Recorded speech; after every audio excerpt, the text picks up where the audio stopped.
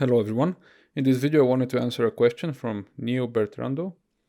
So he posted this question in the workplace, and he seems to have an issue with this process whereby he wants to import the digital elevation model, clip that digital elevation model to a certain extent, then convert the metric units of the digital elevation model to feet, and then extract contours from that and clean and smooth those, and then index them and export them. I'm going to go through this entire process in a single video now, because otherwise in the course I've broken each of those steps down into an individual video, so it may be more difficult to tie all the pieces together. So I'm going to do that in this one video now. He has posted the digital elevation model file, so I've already downloaded that, and now we're going to start from a brand new QGIS project and do everything. So the first step is to create a project. I've already done that, and then to import the digital elevation model file. Now I've downloaded the digital elevation model here, and you can see it in this folder. It comes in a .tif format, so all we have to do is to drag and drop this into the QGIS project. And now I'm going to drop it here. It's going to ask us whether we want to convert the digital elevation model to the WGS 84 coordinate system, because this is what it detects our projects to be in, and you can see that in the bottom right corner of the application. I don't want to do that, so I'm going to click on cancel, and it's going to import it into its native coordinate system. Now there are a couple of issues here. The first one is that the digital elevation model and our project are not synchronized in terms of their coordinate system. This is not necessarily an issue, but like I've mentioned in other videos, I think it's usually a good idea to synchronize between those two if it is applicable for your situation. To do this is very easy. You can simply right click on the layer, then go under layer CRS, and then choose to set the project coordinate system from that of the layer. So basically QGIS is going to take the coordinate system of this layer and apply it to the whole project. It may give you some kind of a warning saying that the transformation may not be completely accurate. You can ignore this one. Now the second issue is that we can see the digital elevation model is completely gray, and you can see in the banding here under the layer that we have these huge numbers in a negative. To resolve this issue, you can simply right click on the layer and go under properties, then go under the transparency tab and untick where it says no data value, and then click on apply. So now we are at step number 3, where we have to clip the digital elevation model to a certain boundary extent. Now there are two ways to go about this, as I've mentioned in other videos. One is to create the boundary yourself that you can then use as a clipping extent, and the other approach is to import an already existing boundary. So if you know where your project is located, and for example you have it already outlined in Google Earth, you can simply import that boundary. Otherwise you can create the boundary yourself inside of QGIS. So let's take a look at both of these approaches. Here I have a boundary that I've created for this project. It's an arbitrary boundary. I don't exactly know where the project is, but I created this quickly in Google Earth, and to import it into QGIS you can simply drag and drop that file and then click on add layers. Again, it's going to ask you if you want to convert. Now you can say cancel on that, and we can see our boundary is going to appear here, and there's a layer in the layer stack. Alternatively, you can create your own boundary. So to do this, you're going to need to first of all create a new vector layer. So we're going to head over here to the menu where it says new shapefile layer. Click on that. I'm going to call this boundary 2, and under geometry we have to set this to polygon, and then we can press OK. Now you can see the new layer was created, and I'm just going to drag it out of that boundary group and select it. Then we have to toggle on the editing so we can draw out the boundary. I'm just going to make a regular rectangle here, so I'm going to go under the edit menu and choose to add rectangle, and add rectangle from extend. If you want to create an irregular boundary, then you can simply use the drawing tools. So you would go here under the add polygon feature command, and you would simply click on the screen to create the polygonal extent. Then you would right click with the mouse to accept that shape. But I'm going to create a regular rectangle here. So I'm going to click on that, left click somewhere on the screen once, then drag out the shape that I want, and then right click to accept that shape and press OK. Now it's important to also toggle off the editing now that your boundary has been drawn, and then to save it. The next step is to clip the digital elevation model to this extent. So to do this, we can go under the raster menu, under extraction, and then clip raster by extent.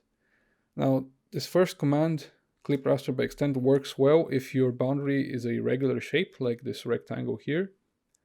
Otherwise, if it's a irregular boundary, then it's probably better to use the clip raster by mask layer, because that clips raster files to irregular boundaries much better than this first command.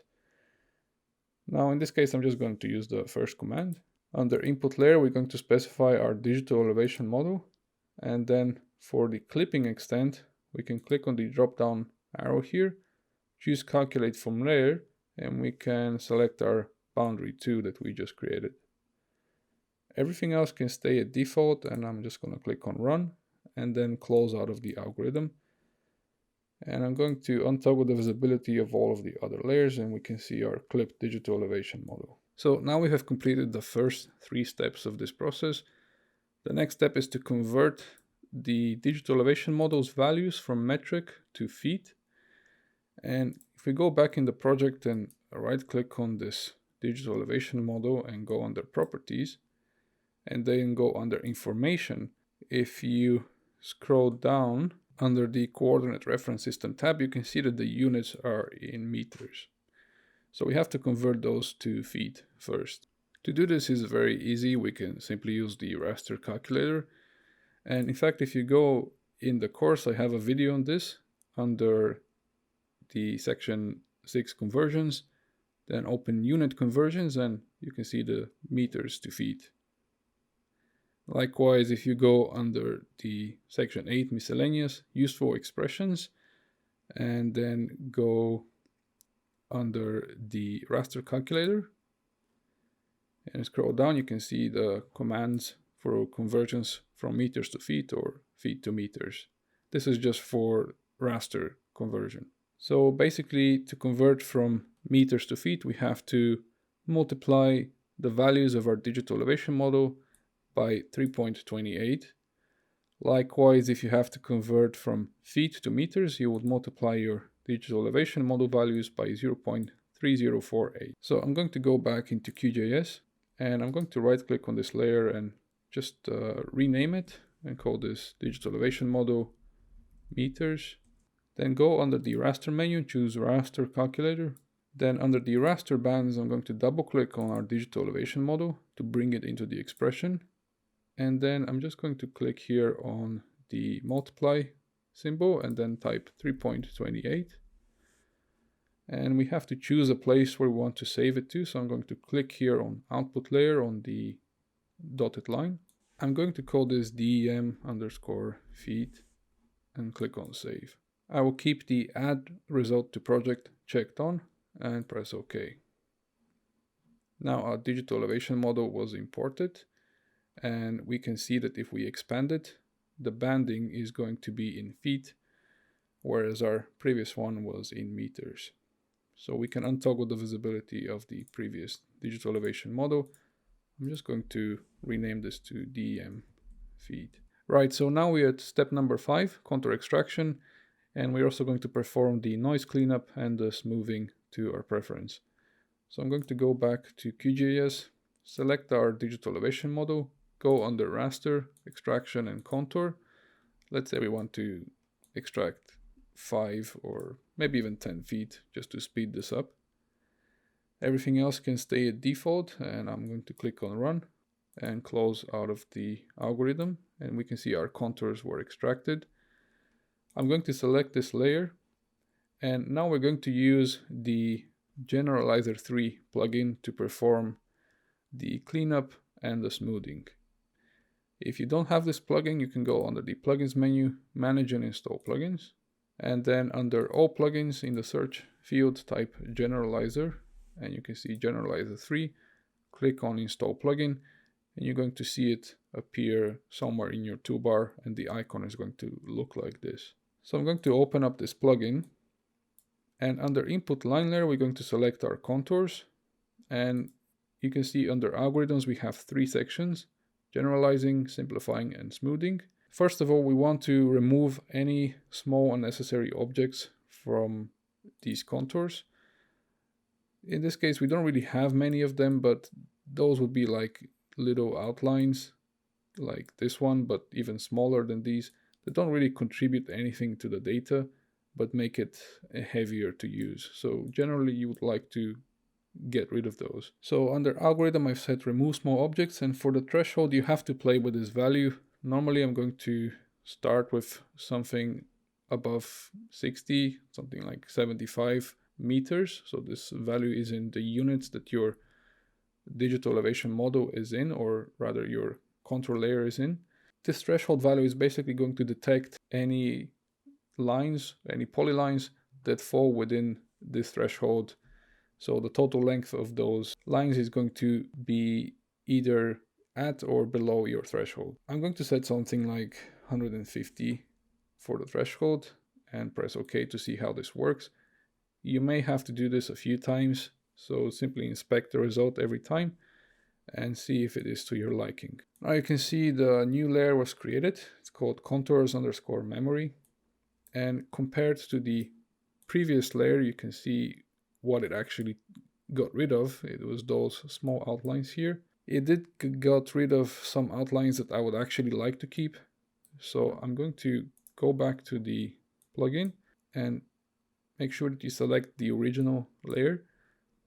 And for remove small objects, I'm going to reduce this to maybe 90 and press OK. Now a new layer was created, and this time it got rid of just of the things that I would like to get rid of. Maybe I can reduce the threshold a little bit more, but I think you get the point. So just experiment with the threshold value until you get rid of everything that you want to get rid of and keep everything you want to keep. Now I'm going to remove one of the processing layers here and keep just this one that we just created. Sometimes you may have an issue with this plugin in that you're going to create a processing and nothing will appear in the viewport. If that happens, it's simply because it resetted the coordinate reference system of this particular layer. Now in this case we didn't have this issue, but if you do have it, you simply have to right click on the new layer that was created, go under layer CRS and assign the correct coordinate system as your original layer had. So that will fix the issue. So we can see our original layer had this coordinate system with EPSG code 26911. So if we had the issue of this new layer disappearing, then we can go here under layer CRS and click on set layer CRS and simply type in the same code and set that coordinate system for that layer. Now the next step is to simplify this contour layer. So we're going to go back to the generalizer plugin. Make sure you select the most recently created layer, and you can even just reset the plugin if you have any other layers listed here. Then we're going to go under the simplifying section, and I like to use this Douglas-Becker algorithm. So I'm going to select that. And again, you have to play with the threshold value. I would suggest that you start with something very small, like 0.25 to 0.5 meters.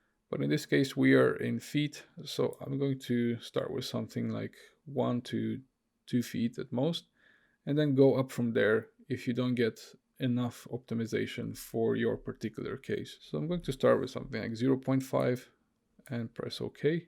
Now, if your contour data is very heavy or of a very large area, these processes may take quite a while, so you just have to give it some time. Don't worry if your application seems to freeze. Just let it do its thing. Right, so it completed the processing, and if we zoom in here, we can compare between the new layer and the previous one. You can see the new layer is this red line, the previous layer is the yellow line. You can see the kind of optimization that it did. This looks alright to me. Maybe it's a little bit too much, but for the most part it looks alright, so I'm just going to leave it at that. And I'm going to delete the previous layer. Now I'm going to reset the plugin and we can proceed to the smoothing. Now bear in mind that first of all we simplified the contours, but now if we smooth them, we're going to bring back some of those vertices that we just removed. So smoothing is not always necessary, but still it is better to actually simplify the contours first and then smooth them again than to just use contours straight out of a very high resolution data.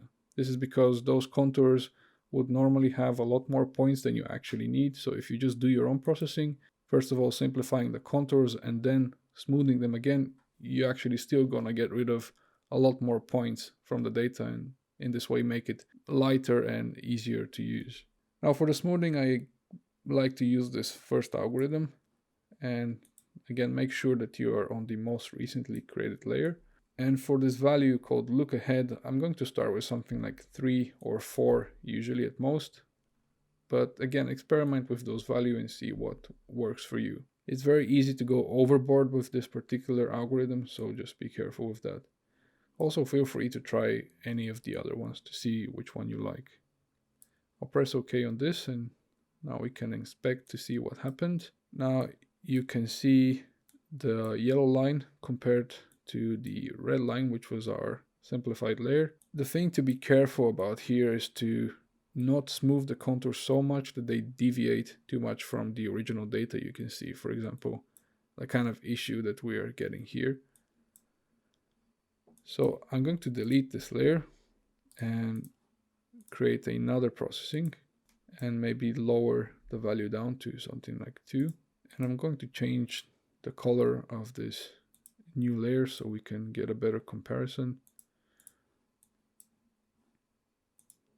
Now you can see it didn't actually do anything. If none of the values work, you can actually use another algorithm that is native in QGIS. It's called smooth.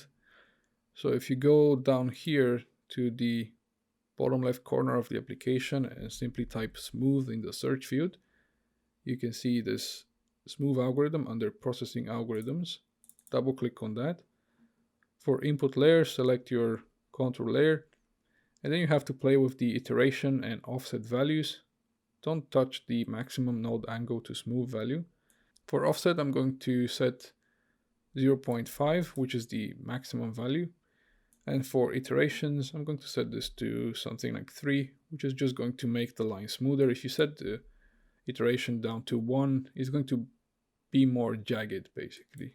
So more iterations give you a smoother line, but it also adds more vertices to the geometry. So don't go overboard with this value because it may actually freeze your application, or is generally going to be pointless because you're going to bring back all of the heaviness into the data that we already removed. So I'm going to click on run on this and then exit out of the algorithm, and now we can compare the two layers.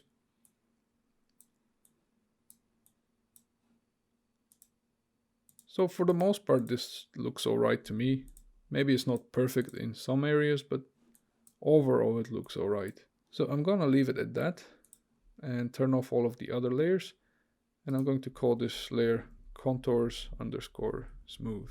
Now the next step is to index these contours, which basically means to highlight every 5th line on this contour layer so that it is easier to read overall. Depending on what you're going to use these contours for, there are different ways to do this. If you're simply interested in highlighting or indexing the contours just strictly for use in QGIS, then you can use one workflow. Whereas if you want to export these contours out and have the indexing still preserved in other applications like Google Earth, then there's another workflow that you can use.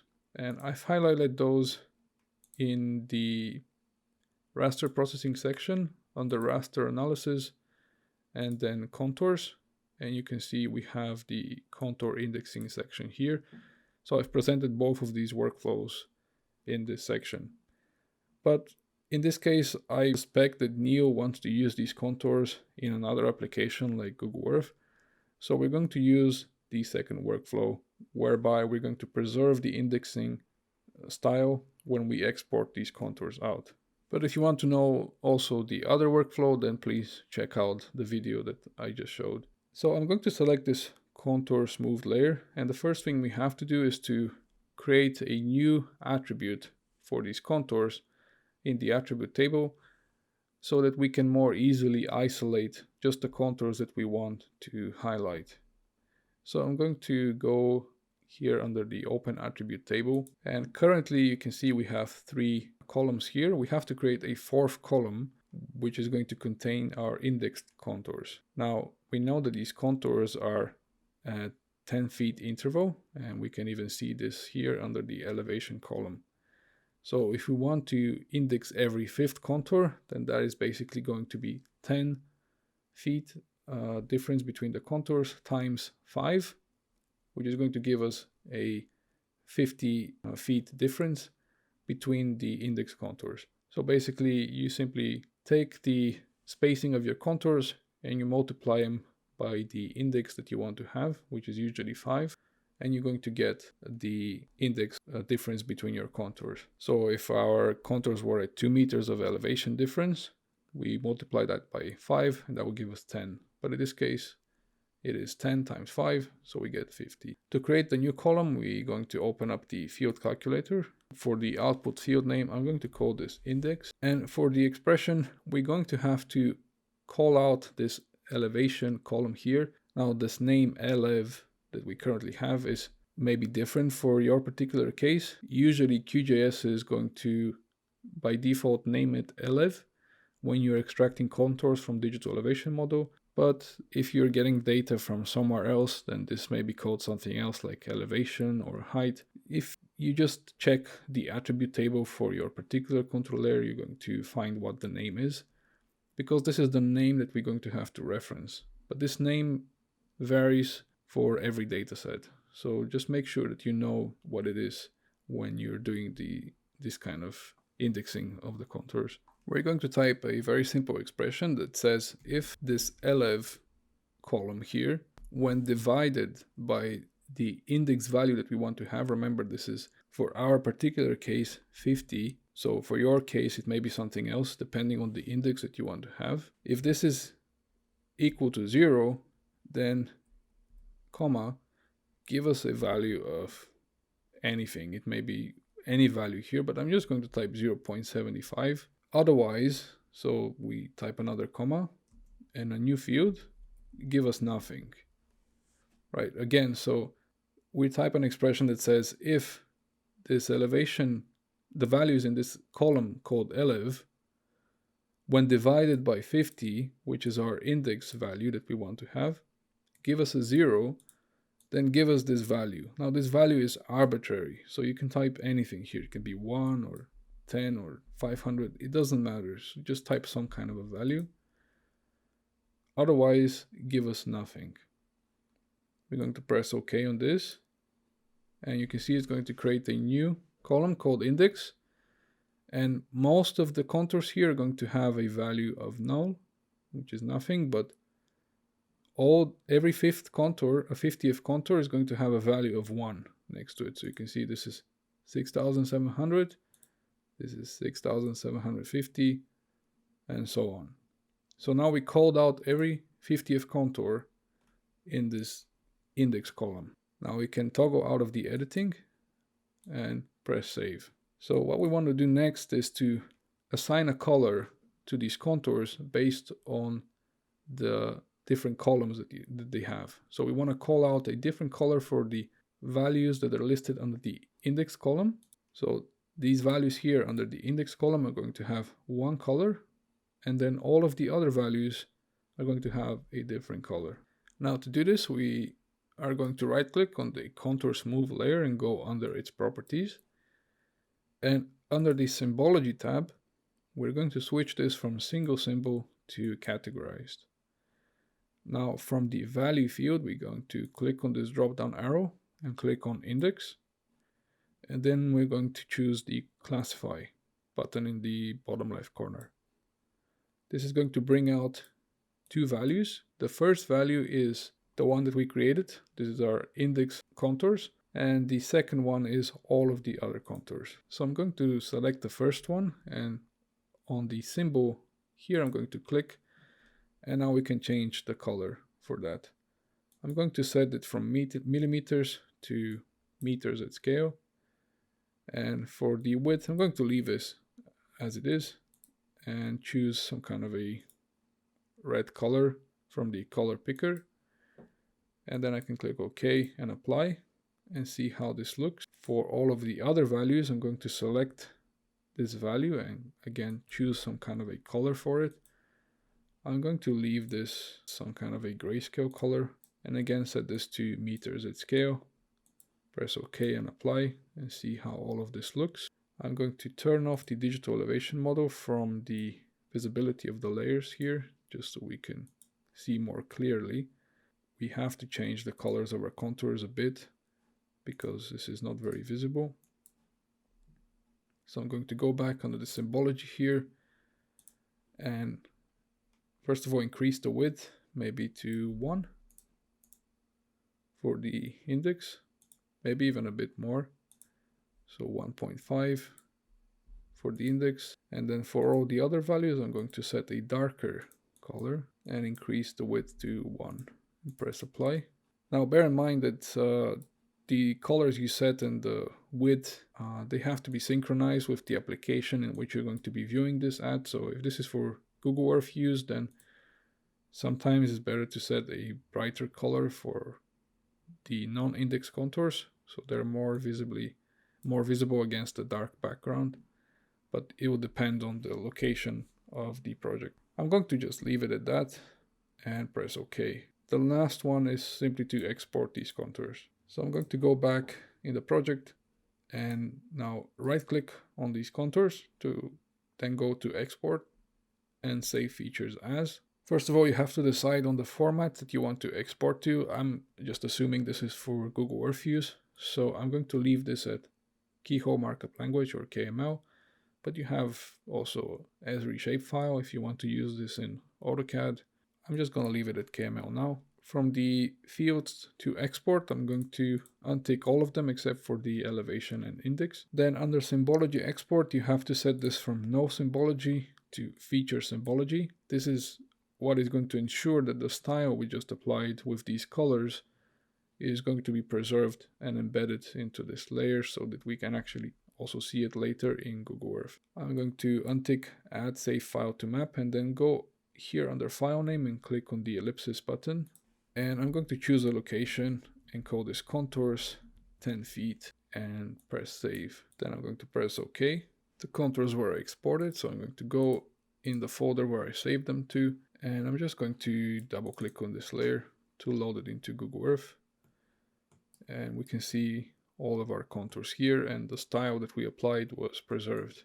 Now in this case, the gray color that we assigned to the contours is not very visible, so I can quickly go back here, double click on that style here, and maybe set this to something much brighter, like white, and press OK. It's not going to look good inside of QGIS because of the white background. Then I'm going to save out these contours again and simply overwrite the original file. Make sure that symbology export is set to feature symbology and then press OK. It's going to ask if you want to overwrite. I'm going to say yes, overwrite the file. Then I'm going to go back to that folder and open up the file again. It will again ask you if you want to overwrite it. I'm going to say yes. And now we can see that the contours were re-imported with the new style. So I hope that this video was useful and it helped tie many different workflows into one. Thank you for watching, and we'll see you in the next one.